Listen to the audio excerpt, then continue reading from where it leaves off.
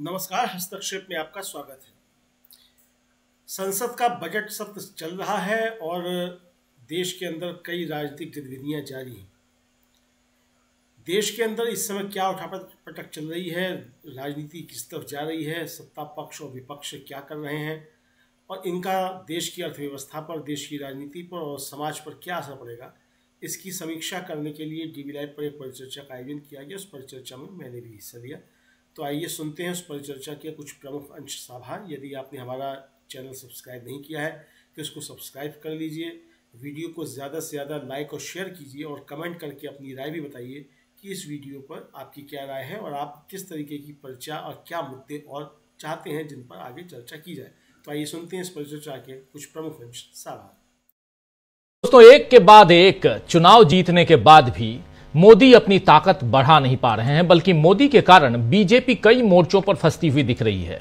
आप जानते हैं कि बीजेपी के नेतृत्व में केंद्र में एनडीए की सरकार बन गई है, लेकिन संसद में सरकार के फैसलों पर विपक्ष जिस तरह से सवाल उठाता है और सरकार का घेराव करता है, उसमें बीजेपी अपना बचाव नहीं कर पा रही है। इसका एक बड़ा एग्जाम्पल, बड़ा उदाहरण वक्फ बोर्ड संशोधन बिल है, जिसे पहले तो मोदी सरकार को जेपीसी में भेजना पड़ा और वहां से भी जब बिल आ गया है तो आज फिर से संसद में उसका जमकर विरोध हुआ। राज्यसभा से विपक्ष ने तो वॉकआउट कर ही दिया, यानी सरकार को अभी विपक्ष के विरोध का सामना और करना पड़ेगा, यह साफ साफ दिख रहा है।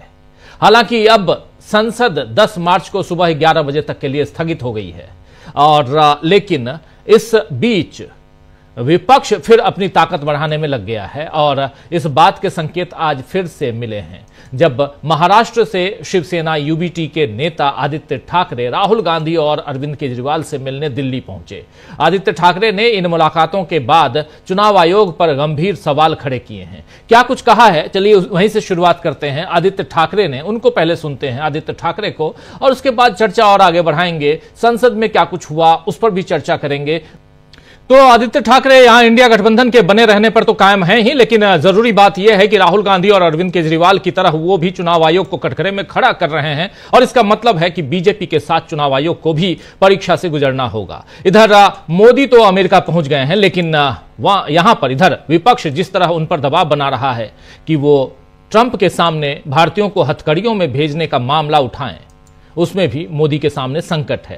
एक तरफ अपने दोस्त को खुश करना होगा और दूसरी तरफ देश लौटकर जनता को भी जवाब देना होगा, और यह काम क्या नरेंद्र मोदी आसानी से कर पाएंगे, यह देखना बड़ा दिलचस्प होगा। मोदी की परेशानी इस बात से भी बढ़ेगी दोस्तों कि जिस कांग्रेस को खत्म करने का मंसूबा उन्होंने पाला था, वो कांग्रेस अब खुद को मजबूत करने में जुटी हुई है। कांग्रेस ने ओडिशा में भक्त चरणदास को अपना ओडिशा प्रदेश का अध्यक्ष बना दिया है और अब कई और राज्यों में इसी तरह के बदलाव होने जा रहे हैं, जिसे लेकर अभी कुछ देर पहले शाम को, आज ही शाम को, मल्लिकार्जुन खड़गे और राहुल गांधी के साथ वरिष्ठ कांग्रेस के नेताओं की मुलाकात हुई है। ये बैठक, ये देख लीजिए, इस बैठक में भूपेश बघेल भी शामिल हैं, राहुल गांधी हैं और मल्लिकार्जुन खड़गे तो हैं ही, सलमान खुर्शीद हैं, केसी वेणुगोपाल हैं, तमाम नेता यहां पर बैठे हुए, अशोक गहलोत नजर आ रहे हैं, ये तमाम नेता यहां बैठे हुए और गहन मंथन, चिंतन और आगे की तैयारियां चल रही हैं कांग्रेस पार्टी की। कांग्रेस के अंदर क्या कुछ होगा, इससे पहले सुबह 9:30 बजे राहुल गांधी ने आज एक अलग दूसरी बैठक ली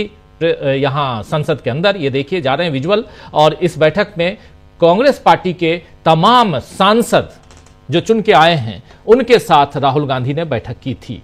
और आप जानते हैं कि कांग्रेस के कुल 100 सांसद हैं, 100 सांसद हैं, 100 मेंबर ऑफ पार्लियामेंट हैं, और इन सब के साथ राहुल गांधी ने आज बैठक की है। तो एक तरफ सियासत में ये सारी हलचलें हो रही हैं और इस बीच लालू प्रसाद यादव ने एक बड़ा बयान दे दिया है। उनका बयान है कि बीजेपी बिहार में नहीं जीतने वाली है क्योंकि उसे अब जनता जान गई है, और इसके साथ ही लालू जी ने मीडिया पर भी कई सवाल खड़े किए हैं। कैसे बना लेंगे, भाजपा को सब लोग जान गए हैं, यानी कि जनता भाजपा को जानती है और तुम लोगों को भी जान गए हैं। यानी मीडिया के लोगों की बात कर रहे हैं यहां पर सीधे सीधे लालू प्रसाद यादव, यानी भारतीय जनता पार्टी और मीडिया दोनों को देश की जनता जानती है। यह बात लालू प्रसाद यादव बड़ी चुस्ती मुस्तैदी के साथ कह रहे हैं। तो कुल मिलाकर इस समय बीजेपी और मोदी का साथ देने वाले सभी लोग सवालों में घिरते हुए दिख रहे हैं और इसमें नुकसान बीजेपी का होता नजर आ रहा है। दूसरी तरफ संसद में सरकार की मनमानी के खिलाफ जिस तरह विपक्ष अपनी आवाज बुलंद कर रहा है, उससे भी बीजेपी के लिए चुनौतियां बढ़ गई हैं। राज्यसभा में विपक्ष के नेता मल्लिकार्जुन खड़गे ने आज साफ साफ वक्फ बिल पर कह दिया है कि वक्फ बोर्ड पर जेपीसी रिपोर्ट से कई सदस्य असहमत हैं, नाराज हैं। उन नोट्स को हटाना और हमारे विचारों को दबाना सही नहीं है। जो वहां पर विपक्ष के लोग और विपक्ष के जो सांसद वक्फ बोर्ड की जेपीसी और उसमें जो बातें हुई हैं उसको यहां सरकार ने हटा दिया है। इस पर अपने विचार रख रहे थे मल्लिकार्जुन खड़गे और कह रहे हैं कि यह लोकतंत्र के खिलाफ है। असहमति रिपोर्ट को हटाने के बाद पेश की गई किसी भी रिपोर्ट की मैं निंदा करता हूं। हम ऐसी फर्जी रिपोर्ट को कभी स्वीकार नहीं करेंगे। अगर रिपोर्ट में असहमति के विचार ही नहीं हैं तो उसे वापस भेजा जाना चाहिए और फिर से पेश किया जाना चाहिए। यह बात आज कह रहे थे मल्लिकार्जुन खड़गे, काफी नाराजगी जता रहे थे। आइए जरा सुन लेते हैं मल्लिकार्जुन खड़गे ने वक्फ बिल जब पेश किया गया राज्यसभा में तो क्या कुछ कहा है। थोड़ा सा उससे रिलेटेड थोड़ी सी बात आपके सामने रखा हूं, लेकिन महत्वपूर्ण है कि मल्लिकार्जुन खड़गे को उनकी जुबानी सुन लिया जाए। सुनिए। सर धन्यवाद, आपने जो सलाह हमको दी ठीक है, हम उसको मानते हैं, लेकिन यही तरीका अगर उधर वाले भी मान गए तो मैं समझता हूँ नड्डा साहब अपने मेंबर्स को बड़े कंट्रोल में रखे हैं।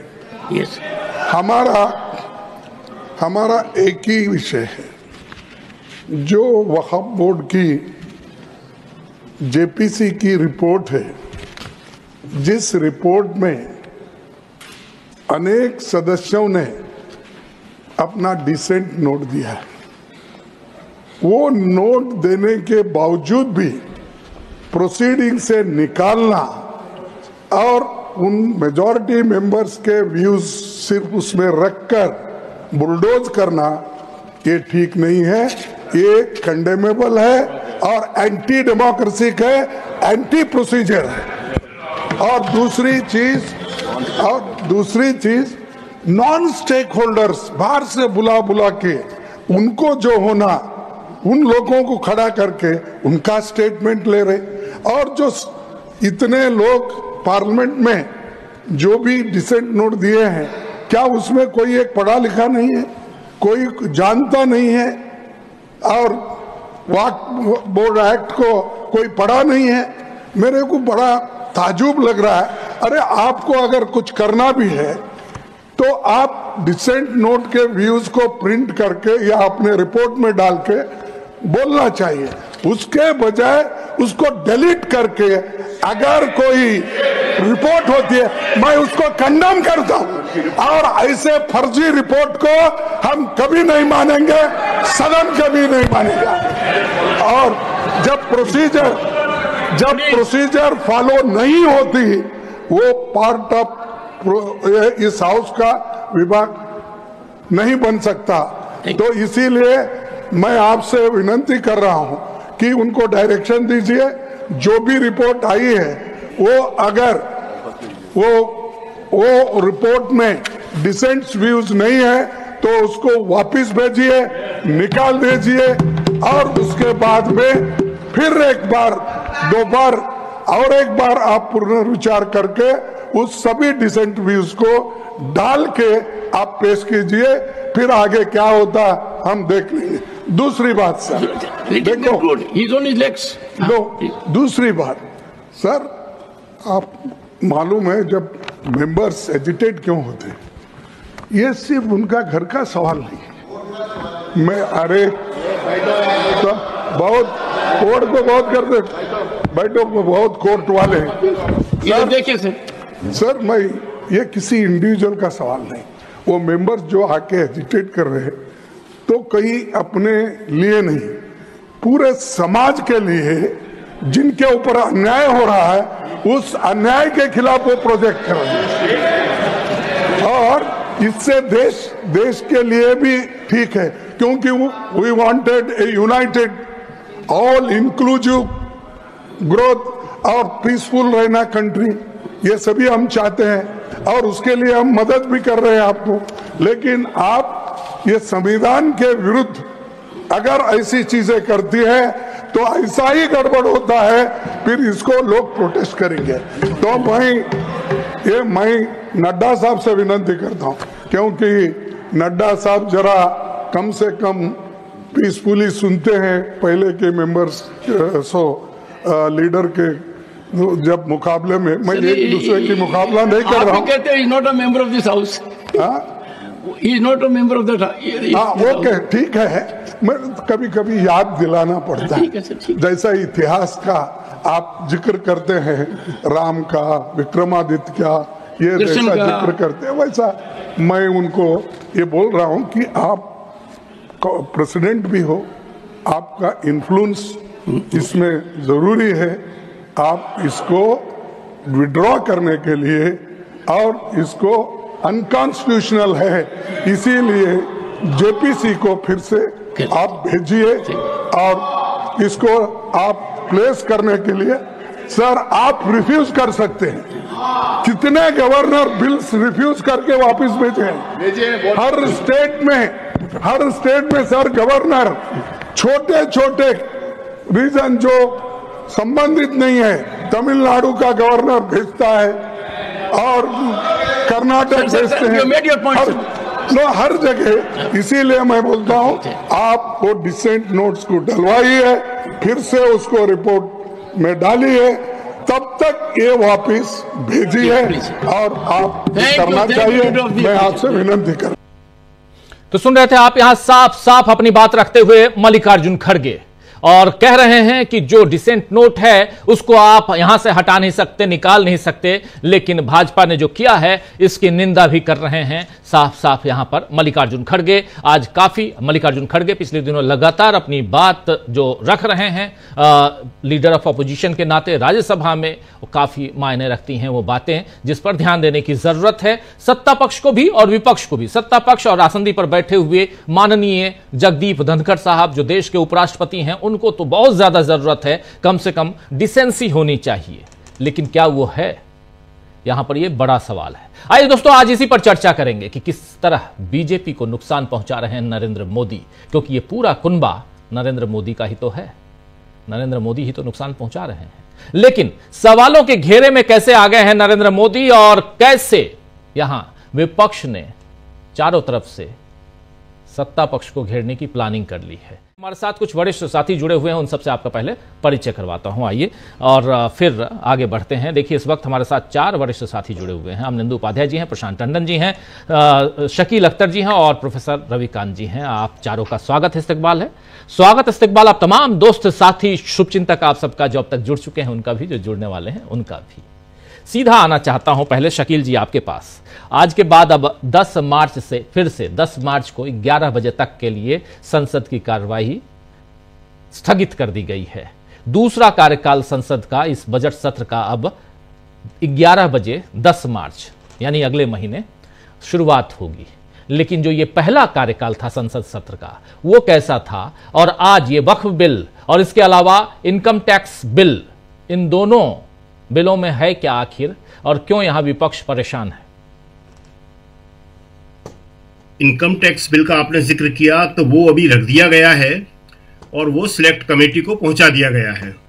अब उस पर जो चर्चा होगी वो सिलेक्ट कमेटी की रिपोर्ट आने के बाद होगी, और वो जो बताया जा रहा है कि वो अगले साल जो है अप्रैल 2026 से वो लागू हो सकता है। तो अभी जो है उसके लागू होने की फिलहाल कोई संभावना नहीं है, क्योंकि उसमें टाइम लगेगा, उसमें कई संशोधन आएंगे, कई तरह से विचार होगा। दूसरी बात, वक्फ बिल की जो आपने बात करी है वो आज का बड़ा महत्वपूर्ण मुद्दा था, और उस पर अभी आपने खड़गे जी को सुनवाया है। खड़गे जी ने उससे कहा है कि अब इस बिल को आपने एक फर्जी बिल बना दिया है। डिसेंट नोट जिस तरह हटाए गए हैं, इसको लेके कांग्रेस के, शिवसेना के, समाजवादी पार्टी के, आम आदमी पार्टी के सारे सांसदों ने बहुत ही कठोर बयान दिए हैं। उन्होंने कहा है कि आज आप वक्फ बोर्ड की संपत्ति पर कब्जा कर रहे हो, कल आप गुरुद्वारे पर करोगे, चर्च पे करोगे और मंदिरों पे करोगे। आपकी नीयत साफ नहीं है।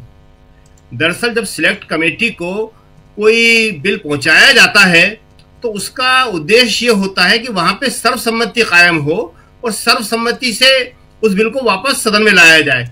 मगर वक्फ बिल पे क्या हुआ?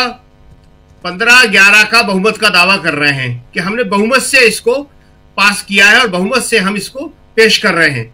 आम तौर पे कभी भी जो संसदीय समिति होती है वो बहुमत का दावा नहीं करती, क्योंकि बहुमत तो हमेशा जो है वो सत्तारूढ़ पार्टी के पास होगा ही होगा। इसलिए आज इसका इतना ज्यादा विरोध हुआ कि जो अध्यक्ष थे इसके, जगदम्बिका पाल, वो खुद एक पार्टी बने हुए थे। वो किसी भी तरह से सर्वसम्मति बनाने की उन्होंने कोशिश नहीं करी। बड़ी तनावपूर्ण मीटिंगें हुई। आपको याद होगा कि कई सदस्य उसमें घायल भी हो गए। इस तरह से बातें हुई, कहा गिलास तोड़ दिया है, ये हो गया है। तो ये जो है वक्फ बिल जो है अब एक बड़ी समस्या बन गया है, क्योंकि आपने देखा होगा कि जिस तरह खड़गे जी ने हमला किया है वो मैसेज आज पूरे देश में जाएगा कि सरकार की आखिर मर्जी क्या है। वो संवैधानिक अधिकारों पे हमला कर रही है, वो मुसलमानों की संपत्ति को लेना चाहती है, छीनना चाहती है, और ये शुरुआत है। इसके बाद चर्च पे और गुरुद्वारों पे ही आएंगे। दूसरी बात जो उन्होंने कही बहुत इंपॉर्टेंट, कि नॉन स्टेक होल्डर जिनका वक्फ बोर्ड से, वक्फ बिल से कोई संबंध नहीं है, आप उनको बुला के उनसे बात कर रहे हैं। अगर किसी चर्च की बात होगी तो चर्च से संबंधित लोग आएंगे, गुरुद्वारे की बात होगी तो संबंधित लोग आएंगे, किसी मंदिर की बात होगी तो उससे संबंधित लोग आएंगे। बाहर के लोगों को आप बुला के उनसे बात करें। आज का बड़ा इंपॉर्टेंट था। एक और बड़ी इंपॉर्टेंट बात आज रही कि राहुल गांधी ने आज आखिरी दिन जो बजट सत्र है उसका जो पहला चरण था आज, वो आज खत्म हुआ। उस दिन उन्होंने अपने संसदीय दल के सदस्यों को बुलाकर उनसे बात करी एनेक्सी में, और वो बड़ी महत्वपूर्ण बातचीत रही। राहुल गांधी ने उन्हें संबोधित किया, उनसे सवाल भी पूछे, उनकी राय भी ली। राहुल गांधी ने मेनली उनसे जो कहा है वो ये कहा है कि देखिए, आप संसद के अंदर ज्यादा से ज्यादा रहें, मौजूद रहें, और यहाँ जनता के सवाल आप ज्यादा पूछें। इसके लिए उन्होंने कहा कि हम एक प्रशिक्षण कार्यक्रम भी लाने वाले हैं, ताकि कई चीजें जो हैं, आप में से अधिकांश जो हैं फर्स्ट टाइमर हैं, तो उन्हें मालूम पड़े कि कैसे पूछना है, क्या करना है। कुछ राहुल ने उनसे सवाल भी पूछे कि ये बताइए हमको कि आपको ये पूरा बजट सत्र चला, किस किस के भाषण कैसे लगे, अच्छे लगे। और साथ ही उन्होंने ये भी कह दिया कि इसमें मेरा नाम या प्रियंका गांधी का नाम मत लीजिए, आप बाकी अपने लोगों में से बताइए। तो लोगों ने बड़े खुल के अपनी राय दी, बताया। राहुल ने कहा सबको बोलना चाहिए, तो ये एक बड़ी अच्छी बात थी।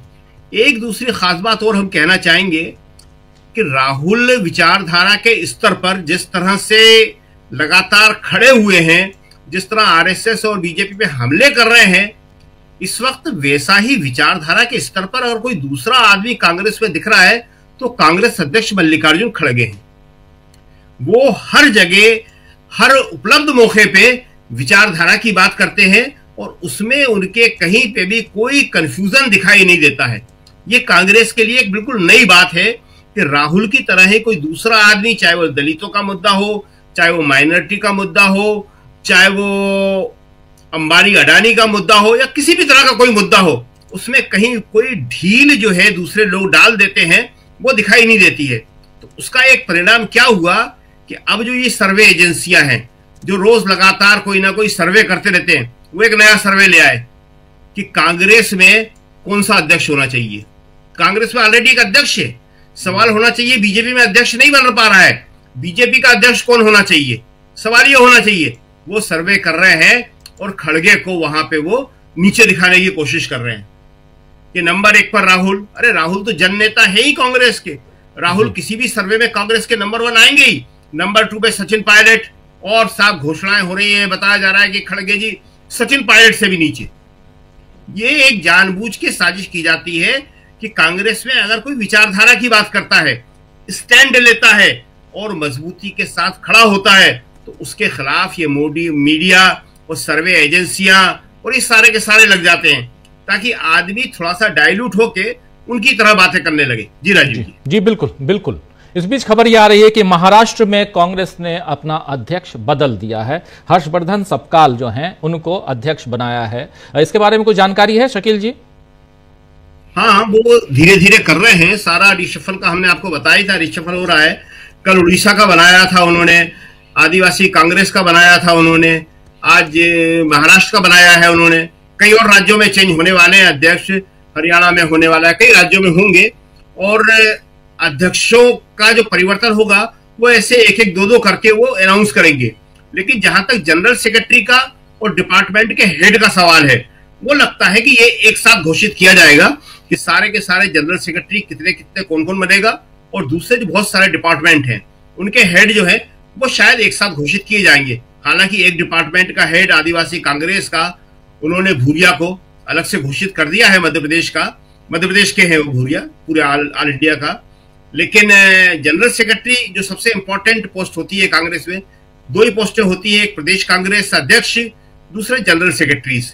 तो जनरल सेक्रेटरी का लगता है कि वो एक साथ अनाउंस होगा, और ये हमने बताया था। और शायद आपको याद होगा कि सबसे पहले अपनी ये बात हुई थी, उसके बाद लिखा गया कि राहुल गांधी, खड़गे जी और केसी वेणुगोपाल के बीच 2 और 3 मीटिंग्स हुई शुरुआती दौर में, और उनमें उन्होंने बेसिक्स तय किए। उसके बाद फिर उन्होंने दूसरे लोगों को शामिल करना शुरू किया। लेकिन मुख्यतः संगठन महासचिव है केसी वेणुगोपाल, राहुल गांधी नेता प्रतिपक्ष हैं और खड़गे जी अध्यक्ष हैं। तो ये तीनों जो है औपचारिक रूप से मिले थे, इनकी कई मीटिंगें हुई, और उसके बाद अब ये एक संगठन जो है एक शेप ले रहा है। क्योंकि ये बेलगावी के जो CWC में साफ साफ कांग्रेस ने कहा है कि हमारे पास अब टाइम ही टाइम है, बिहार के चुनाव तक कोई ऐसा काम नहीं है, इसलिए हम 2025 को संगठन का साल बनाएंगे। तो संगठन एक बहुत ही महत्वपूर्ण चीज है। तो संगठन का ये सारा का सारा रिशफल, परिवर्तन कैसे होता है, किस तरह होता है, कितने नए लोग आते हैं, ये देखना होगा।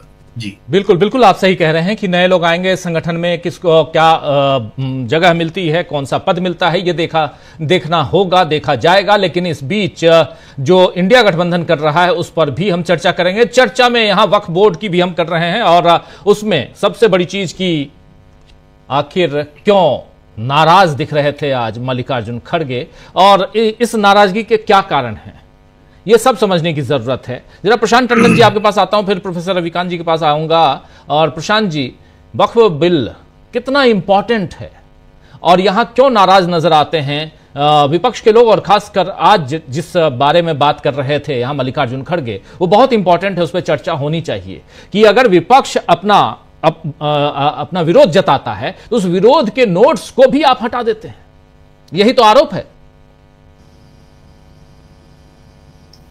जी राजीव जी, यही है कि प्रोसीजर और विशेषाधिकार की पिस्तौल से आप कंसेंसस क्रिएट कर रहे हैं। पिस्तौल के नोक पे आप जो है, विशेषाधिकारों की पिस्तौल की नोक पे आप आम सहमति की घोषणा कर रहे हैं। डिसेंटिंग नोट बहुत इंपॉर्टेंट होता है। सुप्रीम कोर्ट में भी जब जजमेंट कोई आता है तो वो डिसेंटिंग नोट, जो डिसेंटिंग जजमेंट होता है, वो भी जजमेंट का हिस्सा होता है। जाहिर सी बात है कि जब लागू तो वही होगा जो मेजॉरिटी व्यू होगा, लेकिन डिसेंटिंग नोट रहता है। वो इसलिए रहता है कि आगे आने वाली नस्लें, भविष्य में लोग उसको देख सकें कि क्या विरोध हुए थे। तो डिसेंटिंग नोट इसलिए बहुत महत्वपूर्ण है। वक्फ बोर्ड के जरिए बीजेपी चाहती क्या जाए, ये भी 1 मिनट में बता दूं मैं जी। पूरी वक्फ की जमीन, वक्फ का मतलब होता है कि जो भगवान ईश्वर के नाम की जमीन है, उसका कोई लैंड कन्वर्जन नहीं हो सकता। उसमें जो एक बार किसी ने दान दे दी, वो लैंड वापस नहीं आ सकती सिस्टम में। वो लैंड धार्मिक कार्यों के लिए और चैरिटी के लिए, कि वहाँ अनाथालय बने, स्कूल बने, अस्पताल बने, इसके लिए होती है, सोशल वेलफेयर के लिए होती है। अब पूरे देश में लगभग 9.5 लाख एकड़ वक्फ की जमीन है।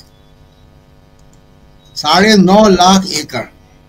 इसमें बहुत सारी जमीन तो मस्जिदों की है, बहुत सी जमीन मदरसों की होगी, कब्रिस्तान की होगी, लेकिन बहुत सारी ऐसी जमीन भी है जो खाली है इन सब जगहों से। अब वो जमीनें बहुत सारे शहरों में बड़ी प्राइम लैंड है, हजारों करोड़ की लैंड है। ये कब्जा करना चाहते हैं उसमें कि बीजेपी आरएसएस के लोग, उद्योगपति उस जमीनों को लें औने पौने दाम पर, और वो अपना वहां पे अपार्टमेंट बनाए, बिल्डर वाला काम करें। ये असली मकसद है। अब वो कैसे हो रहा है, क्यों इतना हंगामा है इसको लेकर? देखिए, उसमें परिवर्तन क्या लॉ में किए गए कि वक्फ का सीईओ नॉन मुस्लिम होगा जी। हर वक्फ बोर्ड में कम से कम 2 नॉन मुस्लिम मेंबर होंगे, गवर्नमेंट नॉमिनेटेड होंगे तो जाहिर सी बात है कि वो वही काम करेंगे जो सरकार चाहेगी। अब सवाल यह कि ये मुसलमानों के धार्मिक जमीन है। क्या राम जन्मभूमि ट्रस्ट में कोई गैर हिंदू उसका ट्रस्टी है? क्या माता वैष्णो देवी ट्रस्ट में कोई गैर हिंदू ट्रस्टी है उसका? ये बड़े सवाल हैं जो कि सरकार की नीयत बताती है, क्योंकि जमीनें हैं, 9.5 लाख एकड़ जमीन है पूरे देश में, उस जमीनों पे निगाह है। जैसे आरएसएस का भव्य एक वो बना दिया है आज कार्यालय दिल्ली में, ऐसे ही बड़े बड़े जो बिल्डिंगें बनाएंगे और उस पे ही कब्जा है। दूसरी बात कि अगर वहां पे डिसेंटिंग नोट है और उसको क्यों नहीं माना जा रहा है, तो ये सरकार की नीयत बताती है कि सरकार की नीयत जो है इसमें स्पष्ट नहीं है। और जो जगदम्बिका पाल का रुख, जैसा शकील जी ने बताया, शुरू से लग रहा था कि वो पक्षपातपूर्ण रवैया कर रहे हैं। वहां पे हिंसा भी हुई मीटिंग के दौरान, ऐसी वारदातें हुई जो कि आमतौर पे पार्लियामेंट्री कमेटी के अंदर ऐसी बातें नहीं आती हैं। दूसरी बात जो आदित्य ठाकरे यहाँ पे कर रहे हैं, जो आपने इंडिया गठबंधन की बातें की, देखिए बहुत इंपॉर्टेंट है जो इंडिया गठबंधन की एक्टिविटी हो रही है, और उसमें इंडिया गठबंधन को चुनाव की धांधली पे एक राष्ट्रीय कंसेंसस क्रिएट करना चाहिए जी।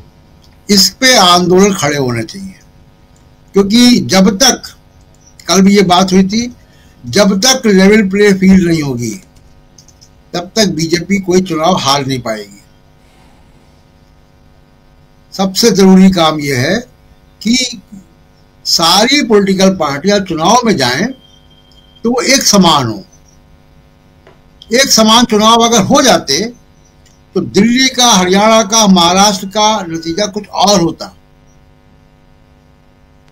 100% मैं कह रहा हूं कि यह और होता। सिर्फ ईवीएम से या इलेक्टोरल रोल की धांधली नहीं है, धांधली ये भी है कि किस तरीके से आप इलेक्शन कमीशन के साथ मिलके, सरकारी एजेंसियों के साथ मिलके लेवल प्ले फील्ड डिस्टर्ब करते हो। महाराष्ट्र में एक और जिस पे कभी चर्चा होगी कि बीएमसी के चुनाव भी होने वहां पे, और उसको लेके एक नाथ शिंदे का एक अलग सिस्टम चल रहा है। दूसरी की लालू प्रसाद यादव ने जो बात कही वो बड़ी इंपॉर्टेंट है। लालू प्रसाद यादव कह रहे हैं कि हम लोग जी, ये हम लोग कौन है? कि हम लोग जब तक हैं तब तक यह बीजेपी कामयाब नहीं होगी। तो वो हम लोग में क्या नीतीश कुमार को भी शामिल कर रहे हैं? मुझे लगता है कि वो शामिल कर रहे हैं, इसलिए क्योंकि बीजेपी जो अब बिहार की रणनीति बना रही है उसमें बहुत स्पष्ट है, और डीबी लाइव पे हमने कई दिन तक इस पर चर्चा की है, बिल्कुल स्पष्ट है कि बीजेपी नीतीश कुमार को जरा रोकना चाहूंगा आपको। एक बड़ी खबर आ रही है कि मणिपुर में राष्ट्रपति शासन लगा दिया गया है। मणिपुर में राष्ट्रपति शासन लगा दिया गया है, ये अभी की सबसे बड़ी खबर। आप समझ लीजिए जिस बारे में बात हो रही थी और वो उसी दिशा में जा रहा है मणिपुर। इस बारे में भी काफी चर्चा हुई। प्रशांत जी, इसी बात को जरा, इसको मणिपुर पे चर्चा जरूरी है। मणिपुर, ब्रेकिंग न्यूज, मणिपुर में राष्ट्रपति शासन। आखिर 2 साल से 21 महीने से मणिपुर में आप कर क्या रहे थे? 2 समाज को आपने बांट दिया, मणिपुर को बांट दिया। नागालैंड के जो ग्रेटर नागालैंड की जो मांग उठती है उस मांग को भी हवा दे दी आपने। उसके बाद यानी 3 पार्ट में मणिपुर को आप बंटते हुए या बांट चुके। उसके बाद आज राष्ट्रपति शासन लगा के क्या करना चाहते हैं? 6 महीने बाद चुनाव करवाएंगे या 6 साल बाद चुनाव करवाएंगे, ये तो आने वाला वक्त बताएगा। लेकिन इंपॉर्टेंट पहलू यहां पे ये है कि वहां की जनता क्या करेगी जो 2 भाग में बटी हुई है, मैतेई अलग, कुकी अलग। प्रशांत जी, बहुत एक ही बात कहूंगा, बाकी हमारे बाकी मित्र करेंगे। मणिपुर पे 7 तारीख को अमेरिका में डोनाल्ड ट्रंप अमेरिकी राष्ट्रपति ने फेस एडवाइजर नियुक्त किया व्हाइट हाउस में, जो कि ईसाई पादरी हैं।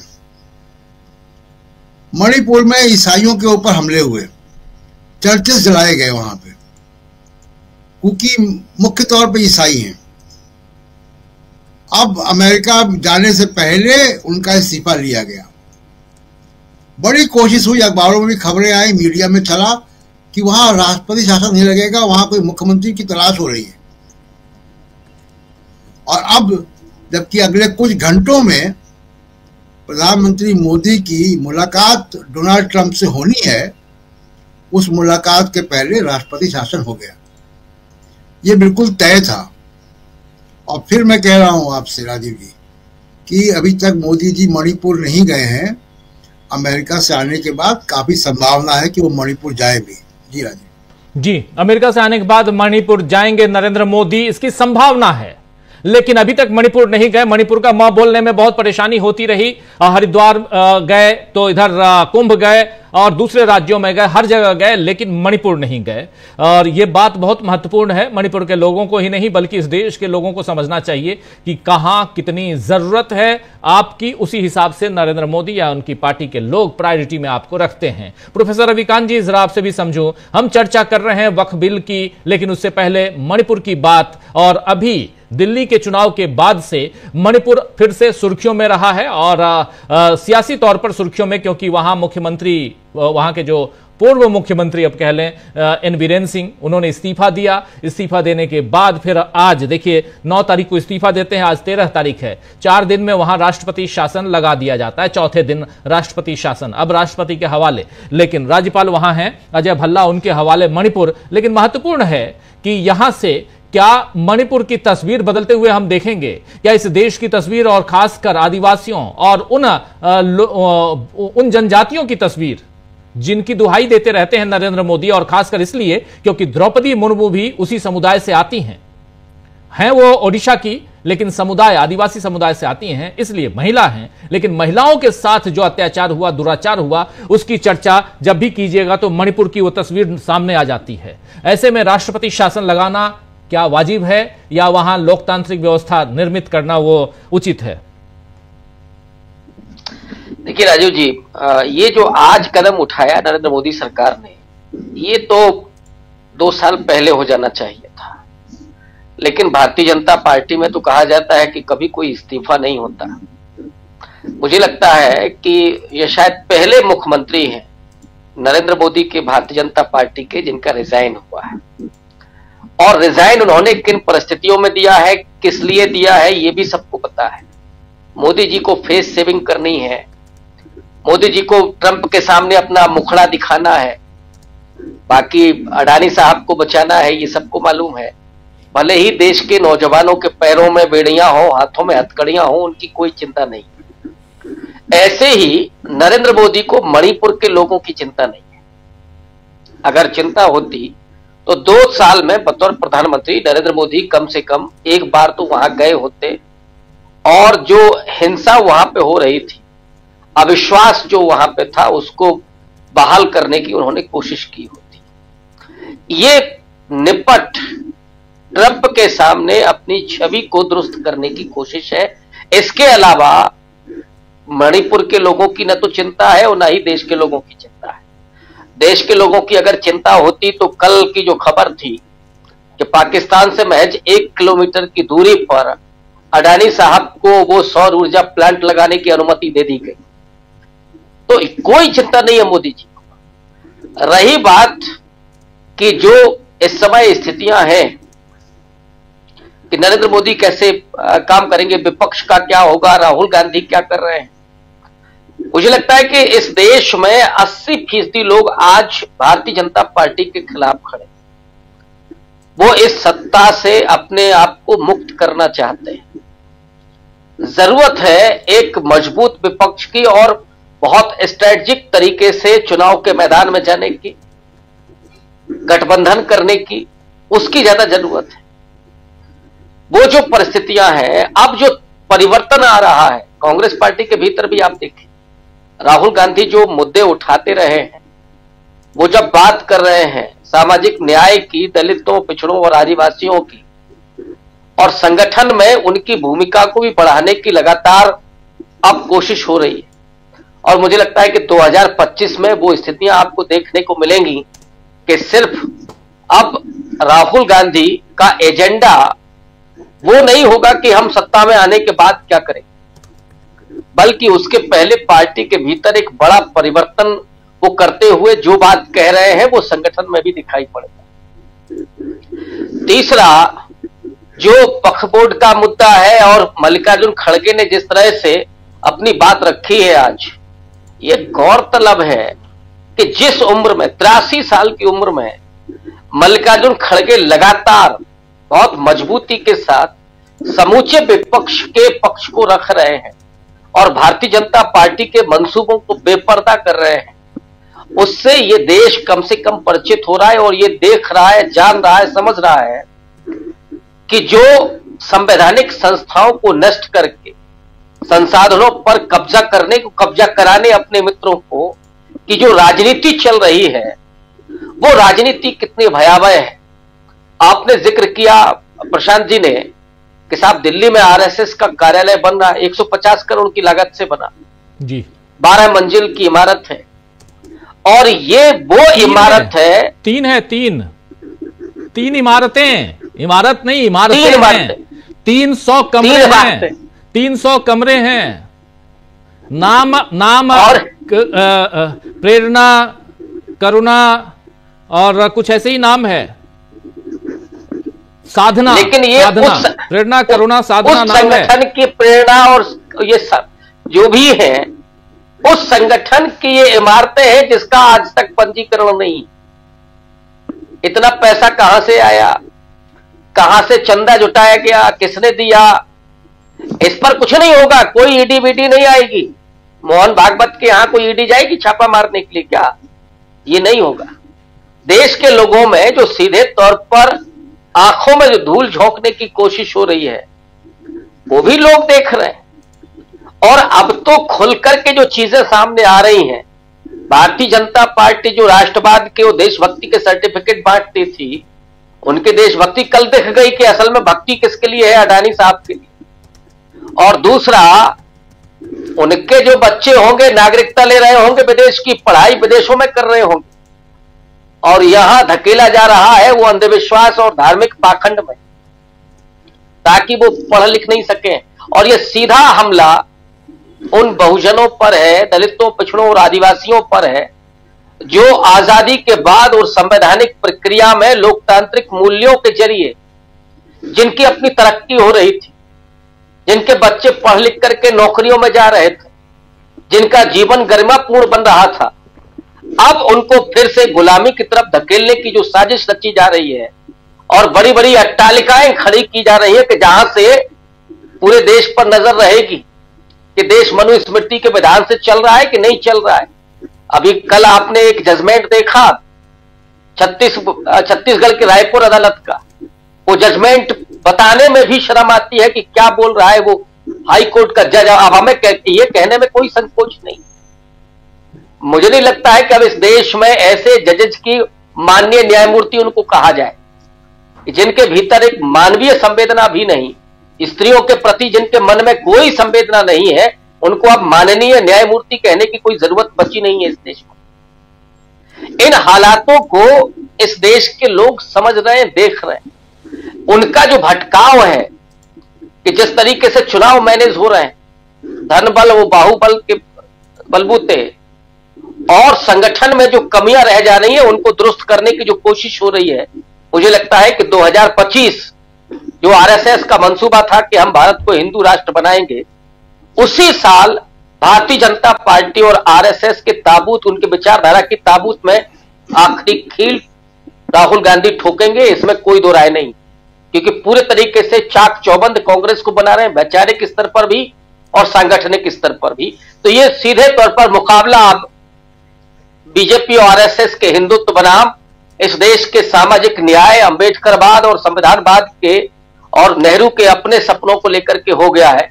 और मुझे लगता है कि आने वाले वक्त में ये लड़ाई आप सड़कों पर देखेंगे और लोकतांत्रिक तरीके से वो जो हिंदुत्ववादी हैं उनको उनकी जगह पहुंचाया जाएगा और मनुस्मृति को जो लागू करने की जो पूरे सपने हैं, जो मंसूबे हैं, उनको खत्म किया जाएगा। राजीव जी, बिल्कुल बिल्कुल आप सही कह रहे हैं। बहुत कुछ आरएसएस की बिल्डिंग से लेकर इधर बखविल तक और उधर मणिपुर में आप समझ लीजिए सीएम एन बीरेन सिंह के इस्तीफे के बाद मणिपुर में लग गया है राष्ट्रपति शासन। ये ब्रेकिंग आप तक हम पहुंचा रहे हैं। बीरेन सिंह ने सीएम पद से कुछ दिनों पहले ही दिया था इस्तीफा और 9 तारीख को इस्तीफा दिया था। उसके बाद अब राष्ट्रपति शासन का प्रस्ताव भी उन्होंने रखा था, उनके प्रस्ताव पर मुहर लग गई है। हालांकि ये प्रस्ताव राज्यपाल की तरफ से आया होगा, लेकिन चूंकि यहाँ पर एन बीरेन सिंह काफी नजदीकी बताए जाते हैं सत्ता पक्ष के, खासकर नरेंद्र मोदी के, तो यहां राष्ट्रपति शासन लगा दिया गया है।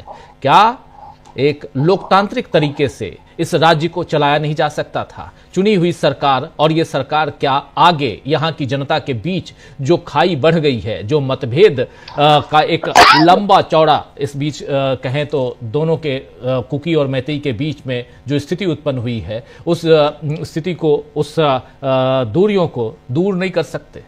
बहुत कुछ है जिसके बारे में बात होनी चाहिए। मणिपुर की चिंता सबको होनी चाहिए क्योंकि ये पूर्वोत्तर का एक बहुत ही खूबसूरत प्रदेश और उस प्रदेश को बर्बाद किया जा रहा है, वहां के लोगों के बीच भेदभाव करके बांट के लोगों को। अमलेंदु उपाध्याय जी, आपके पास आना चाहता हूं जल्दी से। एक तरफ संसद में, दूसरी तरफ संसद के बाहर भी बहुत कुछ, राष्ट्रपति जी भी अब मुहर लगा चुकी हैं मणिपुर पे, क्या कहेंगे? राजीव जी, अब ये मणिपुर में जो हुआ है, ये एक तरह से कहा जाए कि इसके अलावा सरकार के पास अब कोई चारा बचा नहीं था। और अगर ये राष्ट्रपति शासन लगाना ही था तो अमित शाह 2 साल तक ये क्यों कहते रहे कि जहां मुख्यमंत्री है वहां राष्ट्रपति शासन क्यों लगाया जाए? अमित शाह का यही तर्क होता था जब भी सवाल पूछा जाता था कि राष्ट्रपति शासन आप क्यों नहीं लगा रहे हैं, तो बताते थे कि वहां मुख्यमंत्री है और सरकार वहां काम कर रही है तो राष्ट्रपति शासन क्यों लगाया जाए। तो आखिर अब जब राष्ट्रपति शासन लगाया है तो अमित शाह को ये बताना चाहिए कि मणिपुर में राष्ट्रपति शासन क्यों लगाया गया। क्या भारतीय जनता पार्टी ने स्वीकार कर लिया है कि एन बीरेन सिंह नाकारा थे? क्या भारतीय जनता पार्टी ने स्वीकार कर लिया है कि मणिपुर की सरकार नाकारा थी? क्या भारतीय जनता पार्टी ने स्वीकार कर लिया है कि 2 साल तक वहां जो खूरेजी होती रही उसके पीछे वहां की राज्य सरकार थी जो कि भारतीय जनता पार्टी की सरकार है? तो जो कारण है वो कम से कम कारण बताए जाने चाहिए कि आखिर राष्ट्रपति शासन मणिपुर में क्यों लगाया गया है। क्या भारतीय जनता पार्टी को दूसरा मुख्यमंत्री नहीं मिल रहा था? एन बीरेन सिंह ही अकेले उसके पास ऐसे नेता थे जो मुख्यमंत्री बन सके? तो ये सारे सवाल राजीव जी भारतीय जनता पार्टी पर खड़े होते हो या भारतीय जनता पार्टी खुद अपने में घिरी हुई नजर आती है।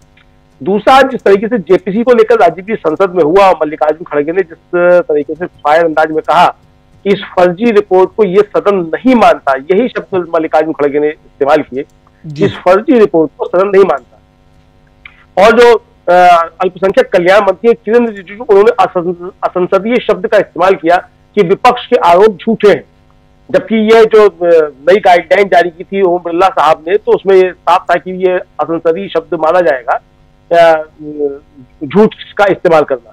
तो ये खुद जो संसदीय कार्य मंत्री भी हैं और अल्पसंख्यक कल्याण मंत्री भी हैं, उन्होंने सदन में इसका शब्द का इस्तेमाल किया और उस पर नसीर हुसैन जो कांग्रेस से कर्नाटक से राज्यसभा सदस्य, उन्होंने बहुत सख्त आपत्ति जताई। राजीव जी, देखिए, हम लोगों ने पहले भी आपको याद होगा किसी न्यूज पॉइंट में मैंने ये कहा था जब ये आया था वक्फ बिल, कि वक्फ बिल जो है ये सिर्फ मुसलमानों की जमीनें कब्जा करने का मामला नहीं है, इसके जरिए रास्ता खोला जा रहा है कि किस तरीके से मंदिरों की जमीनों पर कब्जा किया जाए और आरएसएस से जुड़े हुए लोगों को दे दिया जाए। जिस तरीके से राजीव जी 5 लाख से ज्यादा सरकारी स्कूल बंद किए गए हैं और उन सरकारी स्कूलों की जमीनें अधिकांश जो है वो आरएसएस से जुड़ी हुई संस्थाओं को दी जा रही, तो एक बहुत लंबा प्रोजेक्ट है ये, और मंदिरों और चर्च और मस्जिदों इन सब की जमीनों पर कब्जा करके आरएसएस और प्रधानमंत्री के मित्रों को ये जमीनों पर कब्जा कराए जाने का एक बड़े प्रोजेक्ट का हिस्सा है। वक्फ के जरिए रास्ता खोला जा रहा है कि देखिए, फिर कहा जाएगा कि हमने वक्फ के भी किया और हम तो सब सबका साथ सबका विकास वाले, तो हमने वक्फ का किया तो मंदिरों की भी जमीनें कब्जा की जा रही है। और आज राजीव जी यही बात संजय सिंह ने भी कही है, नासिर हुसैन जो है उन्होंने भी ये बात कही कि ये सिर्फ वक्फ का मसला नहीं है, इसके जरिए ये आगे मंदिरों की जमीनों पर कब्जा करना चाहते हैं। और राजीव जी, जिस तरीके से पुरी के जगन्नाथ मंदिर के गर्भगृह को खोला गया, उसका भंडार जो है वो सब दिखाया गया, आप समझ सकते हैं कि इसके जरिए किस तरीके से ये एक लंबा प्रोजेक्ट और इस पर काम चल रहा है। तो ये सिर्फ जो है इसके जरिए पहले सांप्रदायिक उन्माद पैदा किया जाएगा और उसके बाद धीरे से मंदिरों पे कब्जा करने की तैयारियां की जाएंगी। ये आरएसएस का प्रोजेक्ट है और मोदी सरकार इस प्रोजेक्ट को इस तरीके से अंजाम दे रही है। बिल्कुल, मोदी सरकार की बात हम कर रहे हैं, बात हम वक्फ बिल की कर रहे हैं जो राज्यसभा में पेश हुआ है, लेकिन इसमें जो आपत्तियां जताई गई थी विपक्ष की तरफ से, उन आपत्तियों को डिलीट कर दिया गया, हटा दिया गया। आखिर ऐसा क्यों हुआ? सरकार ने, सत्ता पक्ष ने ऐसा क्यों किया? जेपीसी के अध्यक्ष ने ऐसा क्यों किया? ये एक बड़ा सवाल है। और लेकिन इसके साथ साथ बहुत सारे सवाल उन पर भी है जो मणिपुर को अभी तक 21 महीनों से जिस हालत में मणिपुर था, उस हाल में मणिपुर को छोड़ा गया और फाइनली गंगा में डुबकी लगाने के बाद एन बीरेन सिंह ने इस्तीफा दिया। इस्तीफे के बाद एक सिफारिश हुई कि वहां राष्ट्रपति शासन लगना चाहिए और आज इसकी घोषणा हो गई है। इसके क्या मायने हैं, ये सब कुछ समझेंगे। जरा आना चाहता हूं फिर से शकील जी आपके पास।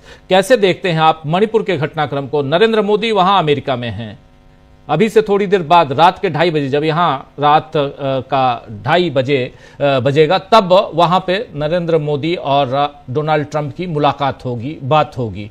लेकिन क्या उसमें मणिपुर का मुद्दा भी कहीं ना कहीं आ सकता था, इसलिए ऐसा सब कुछ किया गया है? देखिए, मुद्दे तो वहां पे कोई भी आ सकते हैं, क्योंकि अंतर्राष्ट्रीय स्तर पर मणिपुर का मुद्दा बहुत जबरदस्त रूप से छाया रहा है। यूरोपियन यूनियन की संसद ने इसके खिलाफ प्रस्ताव पास किया है। कई देशों के जो राजदूत हैं उन्होंने इस पर सवाल उठाया है।